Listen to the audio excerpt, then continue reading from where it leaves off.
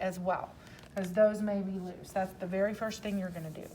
Okay, then we put our full syringe, and then probably the easiest way for most people is just to kind of lay this in your bowl. And I like to tap with this. This is harder than that, okay? And so you start flushing. See those bubbles that went, hit here, and hit it good. Okay, good. Watch those bubbles keep going that are traveling. Okay, they can trap right there. Hit it. Hit it a little harder. Keep flushing as you're hitting them. They just move. See them? See them? Oh, yes.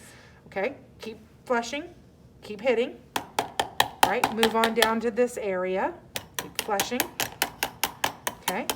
Okay, put your hemostat down. Keep flushing. Turn this stopcock off, and it's going to be this way when you turn it off. And now, hold on, because I want you to see. Keep flushing. Keep flushing. See how that was coming out here. Okay, keep flushing a little harder. Good. Now turn that stopcock. And you feel resistance. Now there's no more flushing able. You're locked now. Now we want to just do one more little flush here. So turn this stopcock off to the transducer. Will be open to the air port or the atmospheric pressure port. I get my hemostat again. Just one last little whacking, flushing and hitting to make sure. Okay, put your hemostat down. While you're flushing, turn it completely up. Completely up. Oh. This is the way we want to leave the transducer. So we have to, what we call, calibrate this transducer to atmospheric pressure. Because when we go to plug in, it may not be reading 0 on our graph. And we're going to have this graph that has lines on it, and each line represents a number. Okay, and we're going to get into that very shortly, probably next week during lecture time. That graph is going to be a scale, or like a pressure scale, okay? And so every line is going to represent a number. When we start, we want our line to start at 0. Well, because of atmospheric pressure at different altitudes, the temperature in the room, it could be off somewhat. If it's off, too high, too low, it's going to cause our pressure reading to be inaccurate. So what we do is through the computer, we tell it to 0 and to atmospheric pressure. Well, we have to be we have to be closed to the patient, and that's off to the patient, open from atmospheric pressure to the transducer where it reads. Okay. There's a little metal piece in here. It's called the Wheatstone bridge.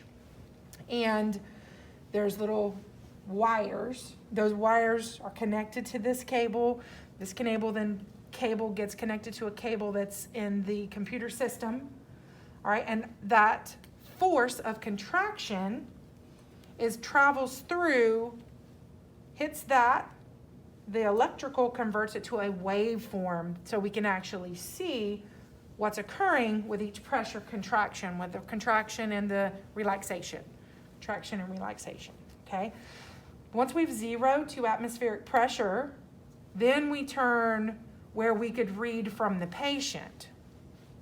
Okay.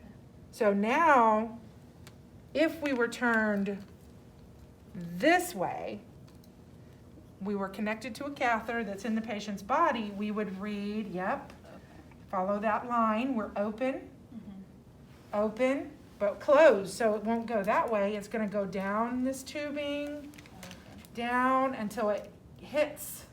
That black piece is rubber. And so it actually hits that rubber piece. And so it'd be almost like if you're doing this, that's your contraction, that's every heartbeat. It's hitting. It reverberates, so to speak, through this little piece of metal, and the wires goes through the electrical system and then becomes those waveforms that we can see on the monitor.